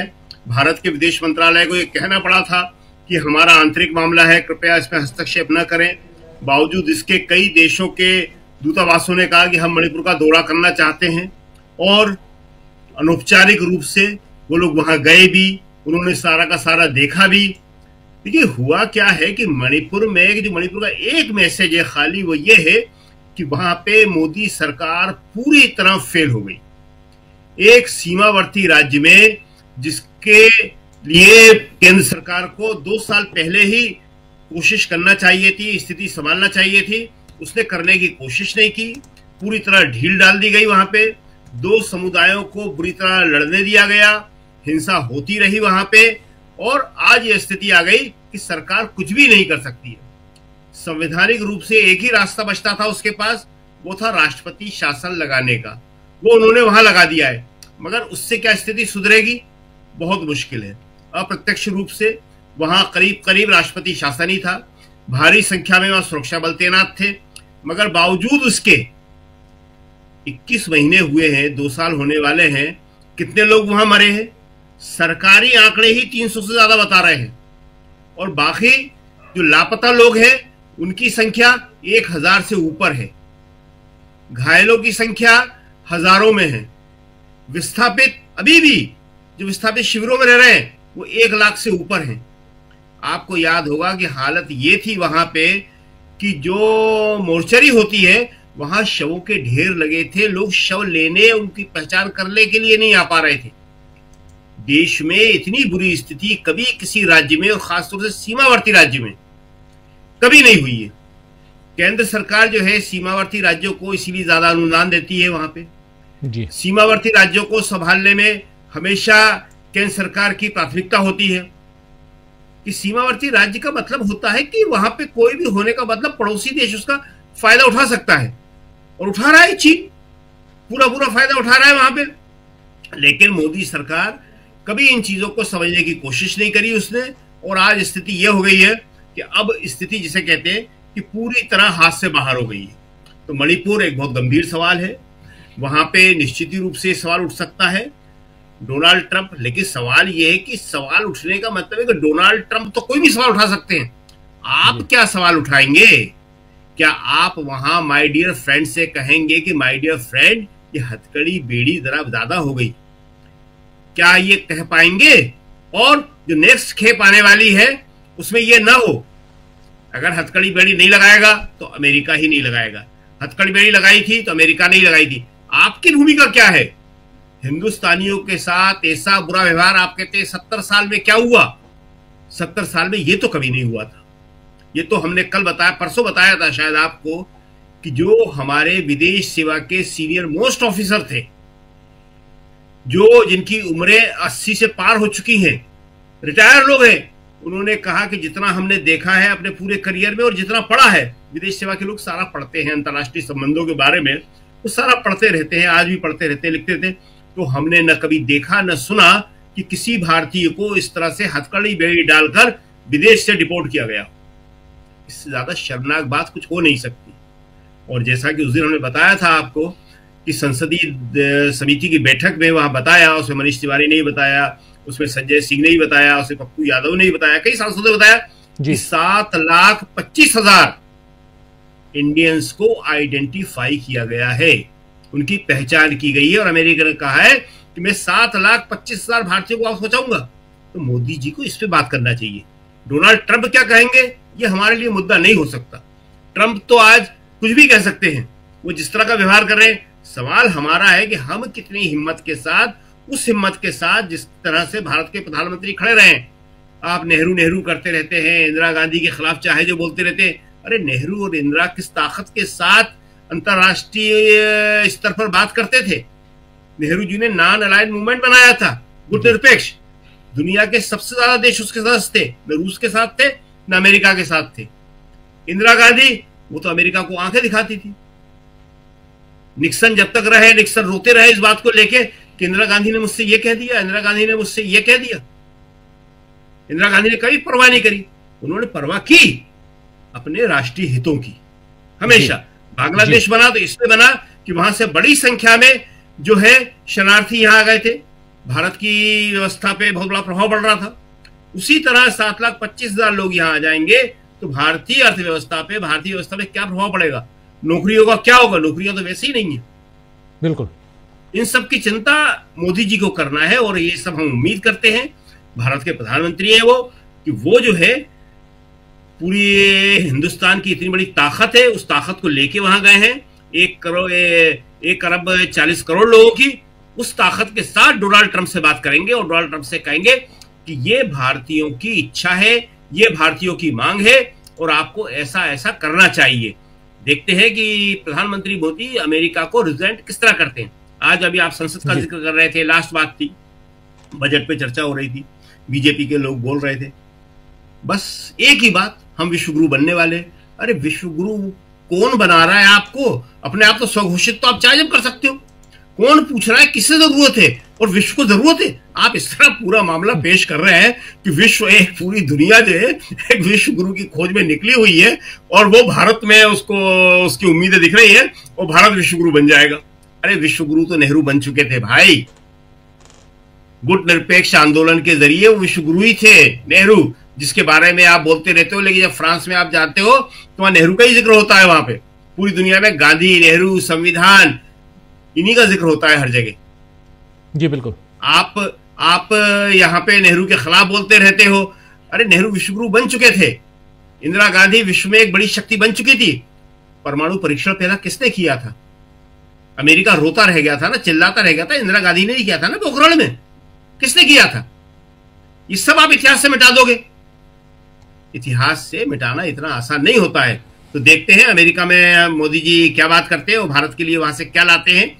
ये नहीं कि वहां पे हक करना और गले मिलना और माय डियर फ्रेंड कहना, इन सबका अंतर्राष्ट्रीय संबंधों में कोई महत्व नहीं होता है। जी राजीव जी। जी बिल्कुल बिल्कुल, आप सही कह रहे हैं। जरा प्रशांत जी, अमेरिका की ये यात्रा नरेंद्र मोदी और इस देश के लिए कितना इंपॉर्टेंट है? देखिए, जहां तक अभी तक जो ट्रंप का दूसरा टर्म है और ट्रंप के दूसरे टर्म के आप कुछ फैसलों को देखें, आप उनकी गतिविधियों को देखें, उनके काम करने के तौर तरीकों को देखें, जिस एजेंडा पे वो हैं, अब ट्रंप पहले ट्रंप वाले ट्रंप नहीं है, पहली बात। दूसरी बात कि ये पर्सनल केमिस्ट्री, दोस्ती, इसको ट्रंप जो है कितना मानते हैं देखा जाएगा। लेकिन वो ट्रंप इसको मानने वाले नहीं, वो बिजनेसमैन है। उनको अपना स्लोगन है, उनको मेक अमेरिका ग्रेट अगेन, वो मेक अमेरिका ग्रेट अगेन में ही लगे हुए हैं। उनके एजेंडा दूसरे हैं और वो 25% तो टैरिफ लगा रहे हैं। मोदी जी के सामने सबसे बड़ी चुनौती ये है कि ये 25% टैरिफ जिस दिन लगेगा उस दिन भारत की इंडस्ट्री को बहुत बड़ा नुकसान होगा। और भारत के एक्सपोर्ट्स पे बहुत बड़ा नुकसान होगा। ये डॉलर के खिलाफ रुपया और कमजोर होगा। मोदी जी वहां पे क्या कर पाते हैं, एक बात। दूसरी बात कि जो भारतीयों को भेजने की बात है, जिस तरीके से वो लेकर आए, क्या ट्रंप के सामने पहली बात कि वो इंश्योर करें कि आगे से भारतीय सैनिक जहाज में नहीं आएंगे, कमर्शियल जहाज में आएंगे, जरूरत हो तो अपने जहाज की पेशकश करें वहां पे। भारत के पास अभी इतनी बुरी हालत नहीं है कि वो अपने नागरिकों को अपने जहाज भेज के ना बुला सके। हमने 1,70,000 लोगों को कुवैत से निकाला है एयर इंडिया के जहाजों से। समय समय पर ये काम करते रहते हैं। तो दूसरी बात कि जो हथकड़ी बेड़ी लगाकर भारतीयों को भेजा गया, उसका प्रोटेस्ट करना बहुत जरूरी है जी। अमेरिका में, अमेरिकन मीडिया के सामने, मोदी जी बोलते नहीं मीडिया से, अमेरिकन मीडिया के सामने ये कहना जरूरी है। कोलंबिया ने किया कि नहीं प्रोटेस्ट, मैक्सिको ने प्रोटेस्ट किया, छोटे छोटे देश हैं वो सब प्रोटेस्ट कर रहे हैं। तो क्या नरेंद्र मोदी 140 करोड़ लोगों की बात करते हैं, तो 140 करोड़ का नेता ट्रंप के सामने क्या ये कह पाएगा कि आपने हथकड़ी बेड़ी लगा के हमारे नागरिकों को भेजा, वो ठीक नहीं था, वो उचित नहीं था? इतना ही तो कहना है। 15 तारीख को दूसरा सेकंड लॉट आ रहा है, इसी 15 फरवरी को। वो भी इंश्योर करना है कि 15 तारीख को सेकंड लॉट आ रहा है, वो हथकड़ी बेड़ी में ना आए, वो मिलिट्री एयरक्राफ्ट में ना आए, उनको अच्छी सुख सुविधाएं खाने पीने के इंतजाम के साथ हो। ये ना हो कि 40 घंटे की यात्रा करें और उनको टॉयलेट तक जाने की पाबंदी हो। ये सब चीजें मोदी जी को इंश्योर करनी पड़ेंगी, तब तो माने कि भाई हाँ आप बड़े ताकतवर नेता और देश के प्रधानमंत्री हैं। भारत की एक बड़ी ताकत है, भारत एक बड़ा बाजार है। अमेरिका अफोर्ड नहीं कर सकता भारत को नाराज करना। लेकिन क्या मोदी जी ये कह पाएंगे? सवाल ये उठता है कि इतना आत्मबल क्या उनके अंदर है कि ट्रंप से कह पाए कि ये आपने गलत किया। और दूसरा सबसे इंपॉर्टेंट बात, आज तक अमेरिका से बाइडेन के समय भी लगभग 1,000 लोग लाए गए, मिलिट्री एयरक्राफ्ट में नहीं आए। हथकड़ी बेड़ियों के साथ पहली बार भारतीयों को भेजा गया जी। हमारे यहाँ कोई अपराधी भी अगर आता है संधि के अंतर्गत, याद होगा कि अबू सलेम आया था पुर्तगाल से जी, 300 टी शर्ट पहन कर आया था वो। तो अपराधी भी हथकड़ी बेड़ी में नहीं आता है। जो प्रत्यर्पण संधि के अंतर्गत आप लाते हैं अपराधी को, वो भी कमर्शियल जहाज से आता है, हथकड़ी बेड़ी में नहीं आता है। पुलिस के घेरे में होता है, सुरक्षा बलों घेरे में होता है। तो ये अंतर्राष्ट्रीय मानवाधिकारों के हनन का मामला है। आप देखिए कि जो जेनेवा कन्वेंशन है वो तो युद्धबंदी को भी ऐसी यातना वाली तरीके से रिलीज करने को नहीं कहता है। आपने निर्दोष नागरिकों को भेज दिया और भारत सरकार खामोश बैठी हुई है। ये बड़ी शर्म की बात थी। अब देखना यह है कि कल आज से कुछ घंटे बाद मोदी जी क्या टैरिफ के मामले पर कुछ नेगोशिएट कर पाते हैं, क्या भारतीयों का इंटरेस्ट जो है प्रोटेक्ट कर पाते हैं। और सबसे बड़ी बात कि भारत के आत्मसम्मान को जो ठेस पहुंची है, क्या उसमें अपनी नाराजगी, अपना विरोध दर्ज करा पाते हैं? जी राजीव, बिल्कुल बिल्कुल, ये सही बात आप कह रहे हैं कि अपना विरोध, अपनी नाराजगी क्या दर्ज करा पाएंगे नरेंद्र मोदी वहां पर? भारत सरकार क्या ऐसा कुछ करेगी? नरेंद्र मोदी पहुंचे हैं अमेरिका और आज रात 2:30 बजे उनकी मुलाकात होगी डोनाल्ड ट्रंप से। लेकिन उससे पहले खबर यह भी आ रही है कि 15 तारीख को भारतीयों का दूसरा लॉट जो है वो आएगा हिंदुस्तान। वो भारतीय जिनको वहां अवैध रूप से घोषित कर दिया गया है कि वो अवैध रूप से वहां गए हैं, इसलिए वो वहां से हटाए जा रहे हैं, निकाले जा रहे हैं और हिंदुस्तानियों को हिंदुस्तान भेजा जा रहा है, दूसरे देशों के नागरिकों को उनके देश में भेजा जा रहा है। लेकिन अभी तक सिर्फ वो तस्वीर आई है सामने जिसमें हिंदुस्तानियों को हाथ में हथकड़ी और जंजीरें लगाकर उनको भेजा गया। क्या ऐसा करना उचित था? भारत सरकार का कहना था कि अमेरिका का जो रूल है उस हिसाब से अमेरिका ने जो किया वो ठीक किया। अगर भारत इस बात को का प्रोटेस्ट करता तो कुछ और बात होती, लेकिन भारत सरकार के विदेश मंत्री जो हैं वो एस जयशंकर, वो संसद के अंदर आकर ये बयान दिए और ये बहुत ही दुखदाई बयान था।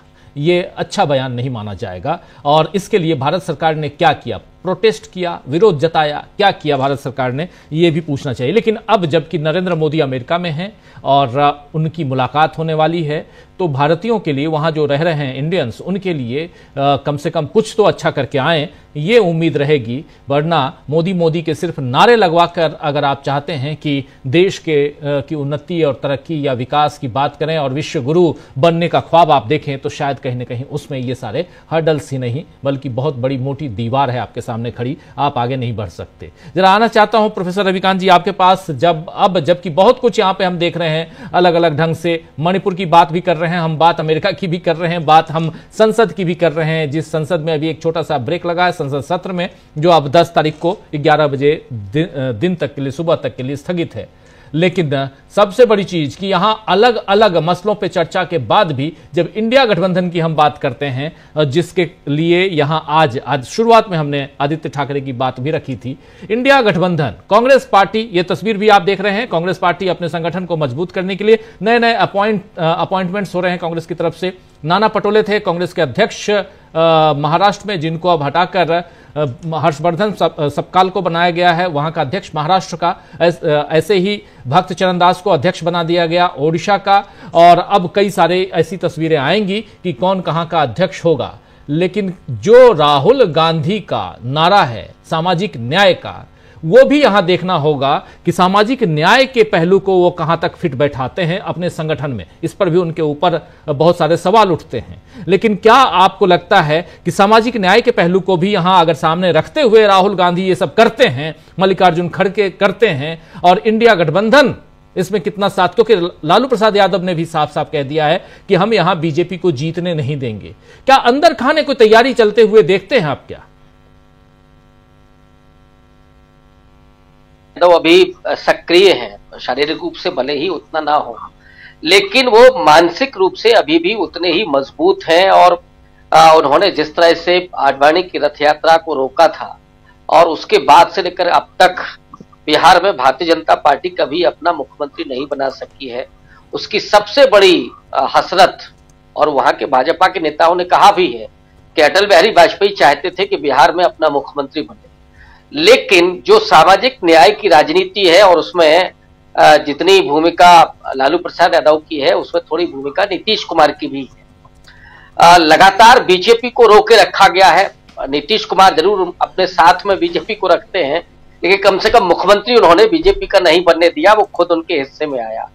अब इस बार नीतीश कुमार को पूरे तरीके से खत्म करने पर आमादा है भारतीय जनता पार्टी। वैसे ही उनकी जड़ों को काट दिया है और नीतीश कुमार ने पूरे तरीके से आत्मसमर्पण कर दिया भारतीय जनता पार्टी के सामने। ये देखा, इस देश ने देखा कि एक बार नहीं, दो, तीन बार उन्होंने नरेंद्र मोदी के सामने झुकने की कोशिश की, एक बार पैर पकड़ने की कोशिश की। तो वो जो समर्पण है वो बताता है कि अब नीतीश कुमार के वश में नहीं है। इसीलिए लालू प्रसाद यादव अपनी सक्रियता को दर्ज कर रहे हैं और कांग्रेस पार्टी से उनकी बड़ी उम्मीदें। राहुल गांधी अब जिस रास्ते पर निकल चुके हैं, मुझे लगता है कि वो उस पर न तो वो लौट करके आएंगे और ना ही वो लौटना चाहेंगे। अभी बिहार में अली अनवर ने ज्वाइन किया, पसमानदा मूवमेंट के सबसे बड़े नेता के तौर पर यह देश उनको जानता है। अगर अली अनवर के काम को और उनके प्रभाव को इस्तेमाल कांग्रेस पार्टी ने कायदे से किया तो निश्चित रूप से कांग्रेस को बड़ा फायदा होगा। क्योंकि जो मेरी समझ है व्यक्तिगत, हो सकता है कि बहुत सारे लोग असहमत भी हों, मैं मानता हूं कि इस समय डेमोक्रेसी और जो चुनावी राजनीति है भारत की, वो 3 समुदायों की तरफ जा रही है बहुत तेजी से। उसमें एक अति पिछड़ा समाज है जिसकी राजनीति बिहार में लंबे समय से हो रही है, कर्पूरी ठाकुर से लेकर के, और नीतीश कुमार ने भी उस राजनीति को आगे किया। और जाति जनगणना हुई है बिहार में, ओबीसी में सबसे बड़ा हिस्सा अति पिछड़ा समाज का, तो अति पिछड़ा समाज की तरफ जा रही है। जो मुस्लिम माइनॉरिटी का मामला है उसमें पसमानदा की तरफ, वो पसमानदा अब इस समय सबसे ज्यादा एसर्ट कर रहा है अपने रिप्रेजेंटेशन को लेकर के। और दूसरा जो दलित है और दलितों में भी खास करके वो जातियां जो सत्ता में सीधे तौर पर नहीं पहुंची, मसलन उत्तर प्रदेश में नॉन जाटो दलित जातियों की मैं बात कर रहा हूं, और बिहार में आप कहें तो नॉन पासवान दलित जातियां, इन तीन समुदायों की तरफ इस देश का लोकतंत्र जा रहा है। सामाजिक न्याय का एक एजेंडा अलग है और चुनावी राजनीति थोड़ा सा फर्क है। राहुल गांधी ने अगर इस बात को समझा, अभी क्या हो रहा है मैं उस बात को भी आपके सामने रख दे रहा हूं। कांग्रेस पार्टी और राहुल गांधी जिस तरफ लौट रहे हैं वो दरअसल ओबीसी समाज की उन जातियों की तरफ ही जाते हुए दिख रहे हैं जो पहले से मजबूत हैं, जो 90 के दशक में मजबूत हुए। अपने जिन्होंने सत्ता भी हासिल की, जरूरत इस बात की है कि अति पिछड़ा समाज की तरफ बढ़ा जाए कांग्रेस के जरिए, उनको रिप्रेजेंटेशन और उनको भागीदारी मिले संगठन में भी, और आगे उनको ये लगे कि हाँ हमको सरकार बनेगी तो उसमें भी हमको भागीदारी मिलेगी। उसी तरह से पसमानदा का जो सवाल है, बीजेपी लगातार माइनॉरिटी को तोड़ने की कोशिश कर रही है, पसमानदाओं के आइडेंटिटी को आगे ला करके, और उसमें जैसे उत्तर प्रदेश में उन्होंने एक मंत्री बनाया, वैसे ही बिहार में वो घुसपैठ करने की कोशिश कर रहे हैं। तो इस समाज को भी आगे लाना चाहिए संगठन के स्तर से लेकर के, और आगे अगर सरकार आती है तो उसमें भी। उसी तरह से दलितों में भी जो कमजोर जातियां हैं, जो हाशिए पर हैं, जिन्हें सत्ता में जाने का वो अवसर नहीं मिला, जिन्हें नरेंद्र मोदी ने मुखौटे की तरह इस्तेमाल किया, आप ऐसी 50 जातियों के नाम ले सकते हैं नरेंद्र मोदी ने जिनको इस्तेमाल किया, और वो सारी जातियां इस बात को जानती हैं कि भारतीय जनता पार्टी ने केवल उनका इस्तेमाल किया है, उनके एजेंडे को खत्म किया है, चाहे रिजर्वेशन का मामला हो, चाहे एजुकेशन का मामला हो, हेल्थ का मामला हो, क्योंकि ये जो जातियां हैं वो एक तो भूमिहीन भी हैं, उनके पास एक ही ऑप्शन है कि वो पढ़ लिख करके सरकारी नौकरियां खत्म कर दी। इस एजेंडे में निजी क्षेत्रों में आरक्षण को भी लेना होगा, जो राहुल गांधी कह चुके हैं, शायद वो रायपुर अधिवेशन में इसकी बात हो चुकी है, जुडिशरी में आरक्षण की बात। इन मुद्दों को और ज्यादा मुझे लगता है कि एक्टिव करना होगा, और ज्यादा महत्वपूर्ण तरीके से रेखांकित करना होगा, और जिन समाजों की तरफ राजनीति जा रही है उन समाजों को पूरी तरीके से भागीदारी सुनिश्चित करना होगा, तो कांग्रेस पार्टी को निश्चित रूप से बड़ी सफलता मिलेगी। क्योंकि जिनके साथ वो हैं, जैसे बिहार में लालू प्रसाद यादव के साथ हैं, तो यादव कम्युनिटी तो उनके साथ है ही, अब इसके अलावा अति पिछड़ा और जो दलित है उसकी जरूरत है। उत्तर प्रदेश में ऑब्वियस है कि वो अखिलेश यादव के साथ होंगे, अगर अखिलेश यादव ने गठबंधन नहीं किया तो उनको कुछ हासिल होने वाला नहीं है, क्योंकि दलित हो, माइनॉरिटी हो और अति पिछड़ा, ये तीन समाज ऐसे हैं जो कांग्रेस की तरफ देख रहे हैं, और जो अब समाजवादी पार्टी के साथ नहीं जाना चाहते हैं, तो कांग्रेस को उन्हें साथ लाना ही पड़ेगा। तो ऐसे में जरूरत है कांग्रेस की कि वो इन समाजों को भागीदारी सुनिश्चित करे, इन समाजों को प्रतिनिधित्व दे। इसका निश्चित रूप से, और चूंकि मैं जमीन पर जाकर के इन चीजों को महसूस कर रहा हूं, इसलिए बहुत विश्वास के साथ इस बात को कह रहा हूं कि अगर राहुल गांधी ने इन तीन समाजों को तवज्जो दी संगठन में, और उनको भरोसा दिया कि वो सत्ता में आने के बाद भी इनको भागीदारी देंगे, तो निश्चित रूप से कांग्रेस पार्टी का वोट बैंक ही नहीं बढ़ेगा, बल्कि उनकी राजनीति आप कहिए कि 70 और 80 के दशक में पहुंच सकती है। एक बड़ी महत्वपूर्ण भूमिका और बड़ी महत्वपूर्ण सफलता उनके हिस्से में आ सकती है। राहुल गांधी जननायक के तौर पर तो उभर ही चुके हैं, इसमें कोई तो नहीं। अब एजेंडे के रूप में तो राहुल गांधी पर कोई सवाल है ही नहीं, अब केवल जरूरत भागीदारी की रह गई है, उस पर भी उन्हें एक कदम बढ़ाने की जरूरत है। बिल्कुल बिल्कुल भागीदारी की बात है और उस पर भी एक कदम बढ़ाने की जरूरत है। राहुल गांधी जो काम कर रहे हैं उस काम को और मजबूती के साथ आगे बढ़ाने की जरूरत है। कांग्रेस पार्टी क्या ये सब कुछ करेगी, और सबसे बड़ी चीज कि कांग्रेस अपने संगठन में बदलाव किस ढंग से करती है, सामाजिक न्याय का यहाँ जो फॉर्मूला है उस फॉर्मूले को भी यहाँ कांग्रेस पार्टी अपनाती है, ये सब कुछ देखना होगा। आने वाला वक्त बहुत कुछ इंतजार कर रहा है, कांग्रेस पार्टी के संगठन की तरफ देख रहा है, और उसके साथ साथ क्योंकि अभी एक 6 महीने 8 महीने का गैप है, उसके बाद फिर चुनाव की जो बारी आएगी वो लंबा चलने वाला है। इसलिए भी जरूरी है कि कांग्रेस इस वक्त मजबूती से यहां धरातल पर उतरे और जमीनी हकीकत को समझे और जमीनी कार्यकर्ताओं को मजबूत करे। लेकिन क्या ऐसा होने जा रहा है, यह बड़ा सवाल है। सवाल यह भी है कि कांग्रेस के साथ क्या इंडिया गठबंधन के दूसरे दल आ रहे हैं साथ में, जो अभी तक कहीं ना कहीं कांग्रेस से दूरियां बनाने की कोशिश भी बीच बीच में करते हैं। एक डर भी दिखाई देता है, चाहे वो ममता बनर्जी हो, चाहे अखिलेश यादव हो, या और भी दूसरे दलों के नेता हों, वो दिखते हैं कई बार उनके बयान ऐसे लगते हैं, क्या ऐसा सचमुच है? जरा अमलेंदु उपाध्याय जी। देखिए राजीव जी, अब सचमुच है कि नहीं है ये तो कहा नहीं आ सकता, लेकिन जो बयानात आते हैं उसमें एक चीज साफ दिखाई पड़ती है कि मन से जो है बहुत से इंडिया गठबंधन के दल जो है तो वो अपनी विचार के तौर पे अभी स्पष्ट नहीं है। जैसा मैंने कल भी जिक्र किया था कि अखिलेश यादव का जो बयान था वो देखा मैंने, वो क्लिप उन्हीं की थी कही हुई, उनके चूंकि उनका जो मीडिया सेल है उसने जारी किया था कि हमने 37 सीटें जीती और हमने 7 कांग्रेस के भी सांसद जिताए। उससे पहले प्रोफेसर रामगोपाल का बयान आ चुका है कि आप कांग्रेस के पास अपने प्रत्याशी भी नहीं थे, हमने अपने प्रत्याशी दिए। तो इस तरीके की बातें जब की जाती है तो कहीं ना कुछ संदेह उत्पन्न होते हैं।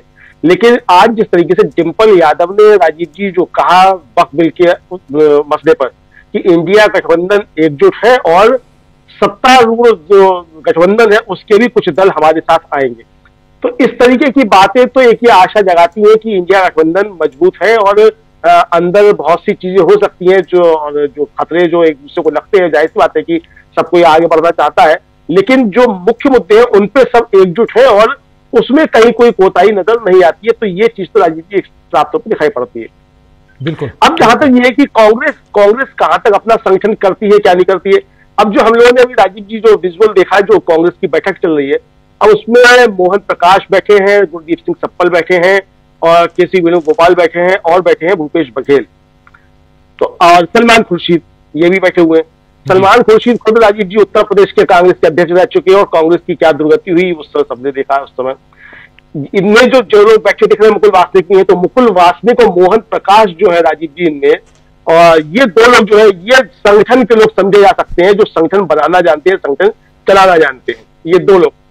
भूपेश बघेल भी संगठन के आदमी समझे जाते थे, लेकिन मुख्यमंत्री बनने के बाद संगठन का उन्होंने जिस तरीके से कवाड़ा किया तो वो है। तो अब ये तो तय करना है कांग्रेस को कि जो उसकी तैयार कर रहे हैं। अब गुरदीप सिंह सप्पल साहब का क्या संगठन के मामले में योगदान है और क्या उनकी समझ है मुझे नहीं जानता हूं मैं, लेकिन बहुत सी चीजें जो है इससे भी तय होती है कि आपकी नीति निर्धारण जो लोग कर रहे हैं वो क्या कर रहे हैं। तो ये कांग्रेस को उनका अंदर का मसला है कि उन्हें क्या करना है क्या नहीं करना है, इसमें हम कोई राय देने वाली नहीं, हम तो विश्लेषण कर सकते हैं, चीजें सामने आती हैं उसको देखकर, तो इसको देख करके अंदाजा है। लेकिन ये चीज ठीक है कि जैसे भक्त चरण दास को बनाया गया वहां उड़ीसा में, तो मजबूत नाम है और लगातार जो है सक्रिय रहते हैं भक्त चरण दास।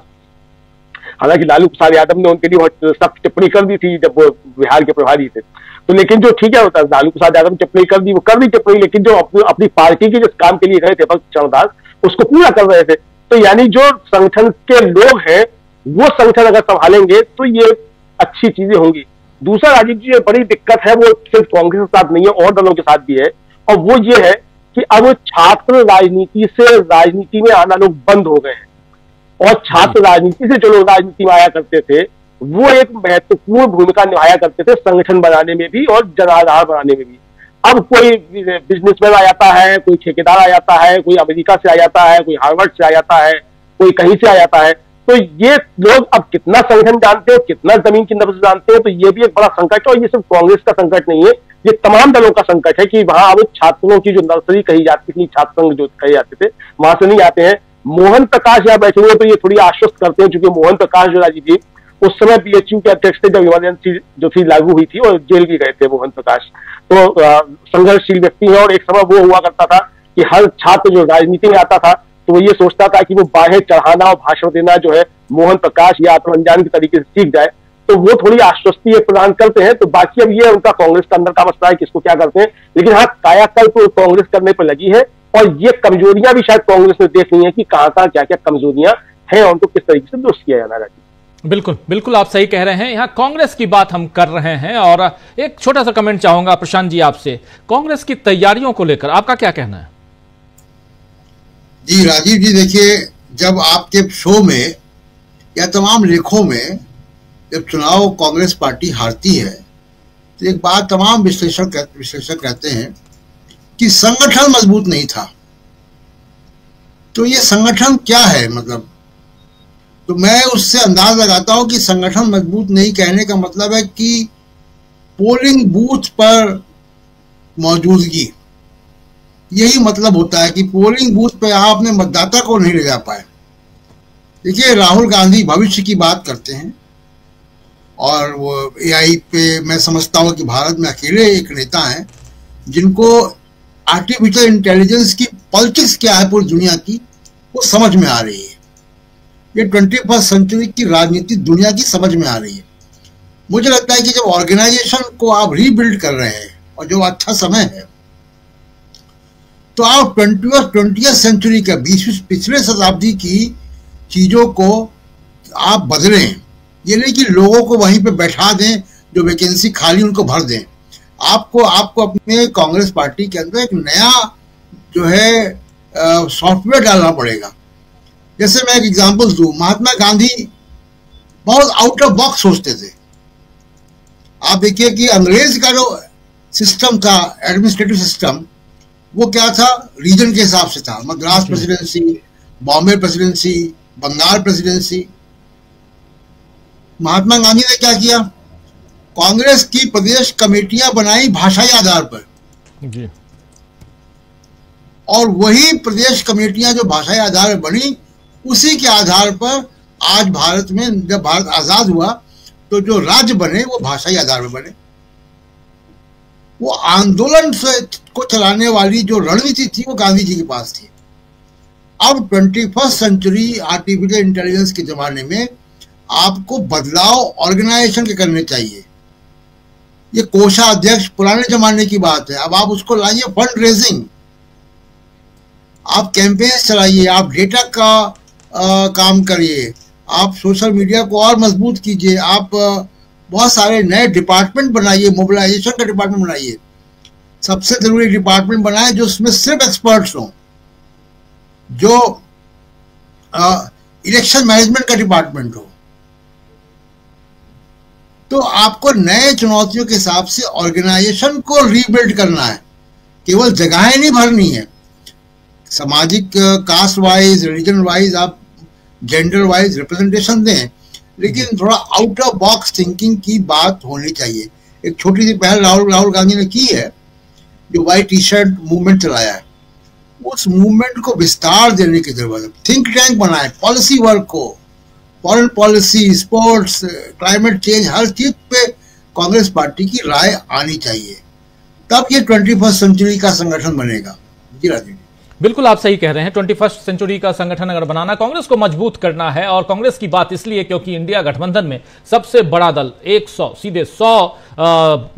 सांसद हैं संसद में कांग्रेस पार्टी के, और उस लिहाज से राहुल गांधी नेता प्रतिपक्ष हैं। और अगर कांग्रेस मजबूत होती है तो इंडिया गठबंधन मजबूत होगा, ये इंडिया गठबंधन के नेता भी जानते हैं। जितना कांग्रेस मजबूत होगी उतना बीजेपी कमजोर होगी, ये भी आप तय मानिए। और नरेंद्र मोदी इसलिए कुछ भी होता है सीधा हमला कांग्रेस के ऊपर करते हैं, गांधी नेहरू परिवार के ऊपर करते हैं। अभी आपने 2 भाषण नरेंद्र मोदी के सुने। राष्ट्रपति के अभिभाषण पर जो धन्यवाद प्रस्ताव था उस पर नरेंद्र मोदी का भाषण, और उस भाषण में उन्होंने साफ साफ पूरा का पूरा 1.5 घंटे का भाषण इधर, लगभग वैसे ही 1.25 घंटे का भाषण उधर लोकसभा में, उसके बाद राज्यसभा में 90% कांग्रेस पे हमला। आखिर क्यों, ये कांग्रेस भी जानती है, और इसलिए इस बात पर हम कई बार चर्चा करते हैं। चलिए इस पे और चर्चा करेंगे, लेकिन आज इस कार्यक्रम को यहीं समाप्त करने की इजाजत चाहता हूं। बहुत बहुत शुक्रिया प्रशांत जी, बहुत शुक्रिया शकील जी, प्रोफेसर रविकांत जी और अमलेंदु उपाध्याय जी, आप सबका बहुत शुक्रिया, बहुत धन्यवाद। अगर आपने हमारा यूट्यूब चैनल अभी तक सब्सक्राइब नहीं किया तो इसको सब्सक्राइब कर लीजिए, वीडियो को लाइक और शेयर कीजिएगा, और कमेंट करके बताइएगा भी कि इस परिचर्चा पर आपकी क्या राय है। धन्यवाद।